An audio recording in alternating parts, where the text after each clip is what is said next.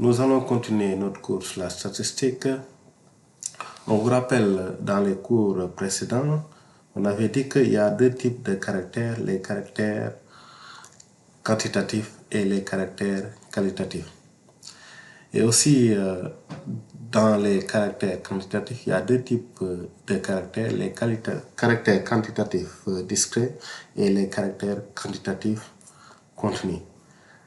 Et on va définir c'est quoi un caractère quantitatif discret. On peut dire qu'un caractère quantitatif est dit discret lorsque il prend des valeurs isolées. Un caractère quantitatif est dit discret lorsqu'il prend des valeurs isolées. Valeurs isolées.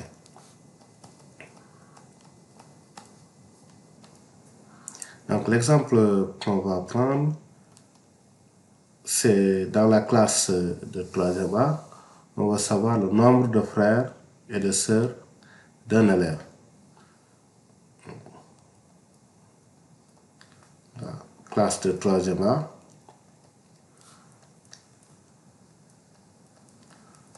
on va savoir le nombre de frères,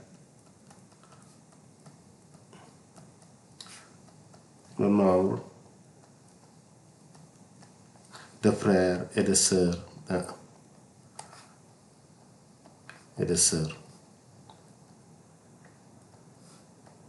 d'un élève. Et pour ce nombre, quelle valeur va-t-il prendre? Donc il peut prendre que 0, 1, 2, 3. Donc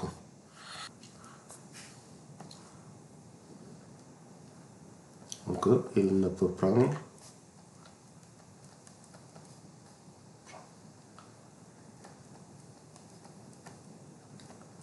des valeurs 0, 1, 2, 3. Donc, qu'est-ce qu'on remarque? On remarque que les valeurs ne peuvent pas être dans l'intervalle, par exemple, 0, 1, ou 1, 2, ou 2, 3. Donc, c'est pourquoi on dit que pour un caractère quantitatif et discret lorsqu'il prend des valeurs isolées. Donc, on va définir un caractère quantitatif continu. Donc, un caractère quantitatif est dit continu lorsqu'il peut prendre n'importe quelle valeur dans un intervalle.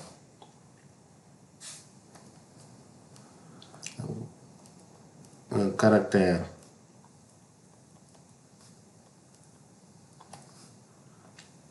quantitatif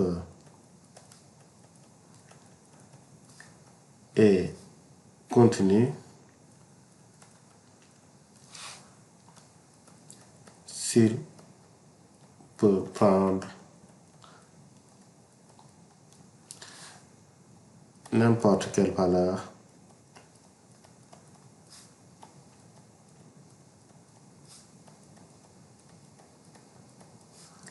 dans un intervalle.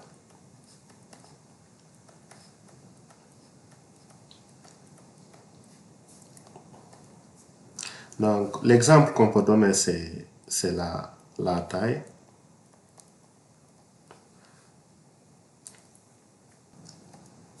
Donc, si on veut mesurer la taille d'un élève,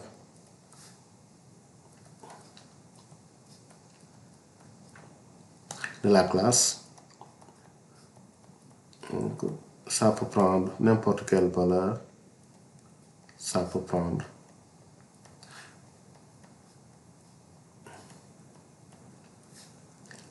n'importe quelle valeur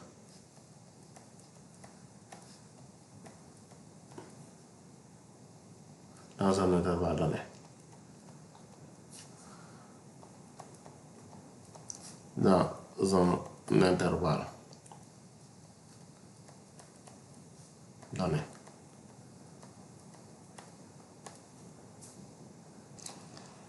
Nous allons définir le tableau des effectifs. Peut-être on l'a déjà vu avec des exemples précédents. Donc c'est quoi le tableau des effectifs? Si N1, N2 jusqu'à NK sont les effectifs respectifs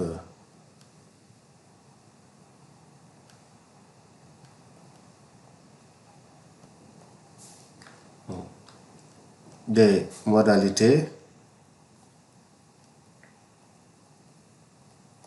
donc x1, x2 jusqu'à xk, ça veut dire que N1 est l'effectif de la modalité x1, N2 l'effectif de modalité x2, NK l'effectif de la modalité xk.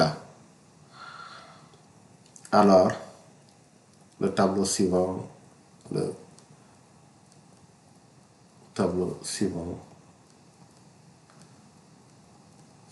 est appelé tableau des effectifs. Est appelé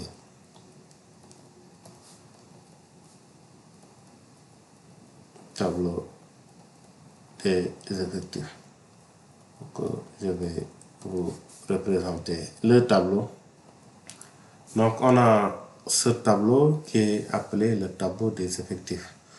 Donc, on a la modalité x1, effectif n1, la modalité x2, effectif n2, la modalité xk, effectif nk. C'est comme le tableau des tailles qu'on avait. Donc, pour chaque taille, on a son effectif. On va définir la moyenne d'une série statistique. Si on a x1 jusqu'à xk les modalités, avec n1 jusqu'à nk les effectifs, alors la moyenne c'est n1 fois x1 plus n2 fois x2 jusqu'à nk fois xk sur grand N qui correspond à n1 plus n2 plus nk. Donc, dans le cadre d'un caractère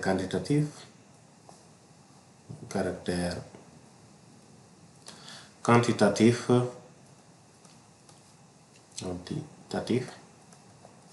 donc si N1, N2 jusqu'à NK sont les effectifs respectifs des modalités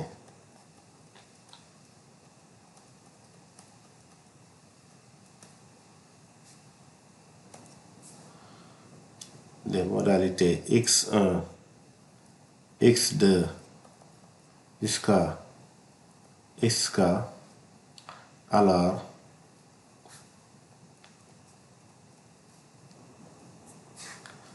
la moyenne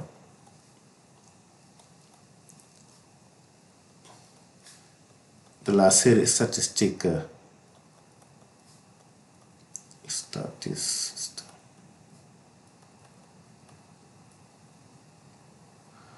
est x bar qui est égal à n1 fois x1 plus n2 fois x2 plus jusqu'à nk fois xk sur grand N. Donc, où grand N est l'effectif de la série statistique. la série. Donc ça veut dire que grand N, c'est N1 plus N2 jusqu'à N. Et dans le cadre d'une série quantitative continue, donc XK est le centre de la classe AB. D'une série quantitative continue, quantitative.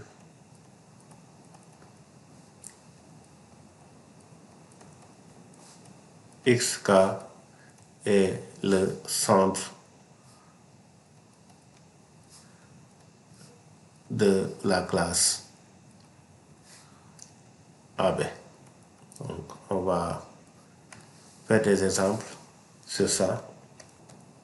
Donc, l'exemple qu'on va donner, c'est cette série statistique où on va calculer la moyenne de cette série statistique.